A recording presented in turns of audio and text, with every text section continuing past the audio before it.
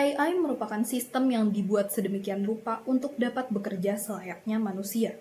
Bagaimana mungkin kita secara serta-merta menyerahkan pemerintahan kepada sebuah sistem yang sejatinya hanyalah replika dari manusia itu sendiri? Perkenalkan, saya Karin Visyana dari Sisi Kontra.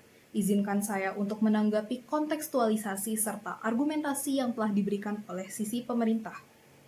Pada sesi awal, sisi pemerintah menyatakan 3 kontekstualisasi terkait kecerdasan buatan, yaitu bahwa yang pertama, kecerdasan buatan atau AI memiliki kecerdasan yang terus berkembang, memungkinkan AI untuk dapat menggantikan manusia dalam mengatur pemerintahan.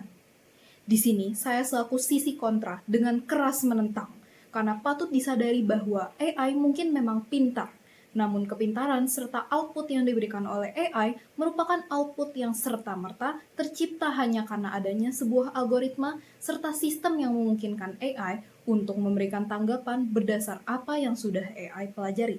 Sehingga ketika pada akhirnya nanti AI dihadapkan dengan problematika baru, AI tidak akan dapat memberikan output yang maksimal, dikarenakan problematika tersebut belum pernah dipelajari oleh AI.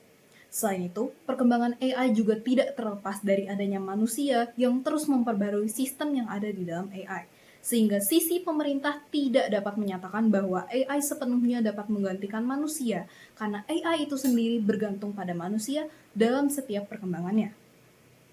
Yang kedua, sisi pemerintah juga menyatakan bahwa AI mampu mengolah data serta memaksimalkan output yang diberikan untuk kebaikan banyak orang. Selaku sisi kontra, saya juga menentang statement ini. AI mungkin memang dapat memberikan output, namun output yang diberikan tidak akan memiliki sisi humanistis. Dengan sistem seperti itu, AI hanya akan menilai manusia sebagai angka, bukan sebagai makhluk hidup. Yang ketiga, sisi pemerintah menyatakan bahwa AI akan terus terikat dengan hukum serta peraturan, sehingga AI yang ada akan berjalan beriringan dengan moralitas manusia. Kembali lagi, saya selaku sisi kontra menentang statement ini, dikarenakan moralitas merupakan sesuatu yang tidak dapat direplika oleh sistem. Moralitas merupakan sebuah hal yang terikat dengan sifat humanistis manusia. Selanjutnya, pada bagian argumentasi, sisi pemerintah menyatakan 2 hal, yaitu 1, secerdas apapun pemimpin, tetap akan memiliki bias emosi, di mana keputusan yang ada akan selalu terpengaruh oleh kondisi emosional pemimpin itu sendiri.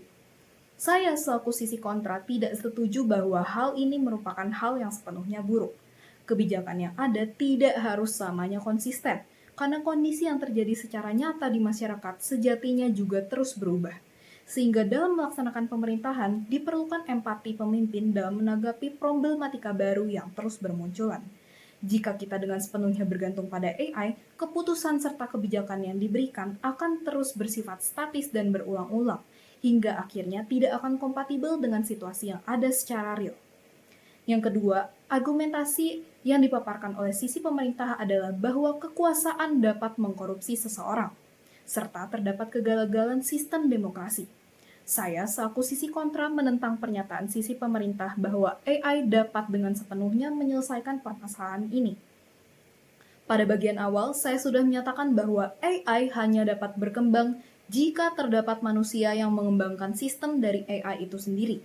Jika sisi pemerintah sudah menyadari fakta ini, bahwa AI sejatinya bergantung pada manusia sebagai penggerak perkembangannya, apakah sisi pemerintah dapat tetap dengan teguh menyatakan bahwa AI dapat menjadi solusi sepenuhnya atas keangkuhan yang mungkin terjadi pada pemerintahan yang dijalankan oleh manusia? Bisa saja ketika AI kelak menggantikan manusia, terdapat tokoh-tokoh yang tanpa kita sadari berdiri di balik AI itu sendiri, sehingga permasalahan terkait keangkuhan kekuasaan sejatinya tetap ada, namun hanya tercipta pada bentuk yang berbeda. Saya juga ingin menentang sisi pemerintah yang menyatakan bahwa terdapat 3 permasalahan yang dapat dipecahkan dengan adanya AI sebagai penggerak utama pemerintahan, yaitu pertama, kecenderungan masyarakat untuk memilih berdasarkan popularitas. Yang kedua, adanya pemilihan sebagai bentuk estafet kekuasaan yang menguntungkan pihak mayoritas. Serta ketiga, pelaksanaan kebijaksanaan dengan jangka waktu yang lebih panjang. Adanya AI mungkin dapat menyelesaikan permasalahan terkait pemilih yang irasional, mendiskualifikasi adanya pemilihan sebagai bentuk estafet kekuasaan, serta memungkinkan pemerintah untuk dapat memberikan kebijakan baru dengan jangka waktu yang lebih panjang. Namun, dengan adanya AI yang bersifat mutlak, apakah sisi pemerintah dapat memberikan jaminan bahwa AI itu sendiri tidak dijalankan oleh kelompok berkepentingan tertentu?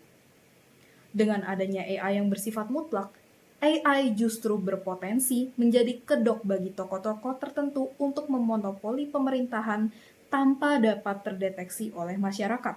Hingga pada akhirnya, masyarakat justru akan kehilangan kesempatan untuk berdemokrasi. Jika diandaikan kita dengan sepenuhnya menyerahkan pemerintahan kepada AI, bukankah AI itu sendiri sejatinya merupakan sebuah sistem yang dibuat oleh manusia untuk mereplika manusia? Setelah beroperasi selama 5, 10, atau bahkan 20 tahun, apakah AI tidak memerlukan adanya pembaharuan sistem? Pada akhirnya, siapa yang akan memperbaharui sistem yang ada pada AI? Bukankah jawabannya adalah kita sendiri selaku manusia sebagai pencipta AI? Jika demikian, maka dapat dikatakan bahwa AI pada akhirnya hanyalah sebuah sistem yang sejatinya dikendalikan oleh manusia. Sehingga sisi pemerintah tidak dapat dengan sepenuhnya menyatakan bahwa kita dapat 100% mempercayakan AI atau kecerdasan buatan untuk mengatur pemerintahan. Karena pada akhirnya yang berada di balik AI merupakan kita selaku manusia sebagai pemilik mutlak atas AI itu sendiri.